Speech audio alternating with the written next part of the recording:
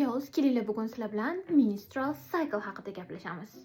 Bu ayol organizmida har oy sodir bo'ladigan fiziologik jarayon bo'lib, bu vaqtda tuxum hujayralari yetiladi va bachadon homiladorlikka at dushi tayyorgarlik ko'rib qo'yadi. Agar bu vaqtda srochno urug'lanish bo'lmasa, bachadonning ichki shilliq qavati endonetga to'kiladi va kiroz ko'rinishda tashqariga chiqadi va bu menstrual cycle deb ataladi. Albatta 28 kun davomida 4 ta faza birin-ketin organizmingizda sodir bo'ladi. Birinchi kundan 5-kungacha o'sha yoqimsiz menstrualniy faza sizni bezovta qiladi. Bu eng la'natlangan faza bo'lib, bu yerda sizni yoqimsiz og'riqlar, prishlar hamda tabletka va prokladkalar kutib qoladi. Keyingisi bizda folikularniy faza bo'lib, bu fazada o'zingizni energiyaga to'la his qilasiz hamda doim nimadirlar qilishga urinasiz. 13-kundan 16-kungacha ovulyatsiya fazasi, jikkillash fazasi boshlanadi. Bu fazada chiroyingizga chiroy qo'shilib, kayfiyatingiz mingdan yuqori bo'ladi va ishtahangiz ham shu vaqtda ochilib ketadi.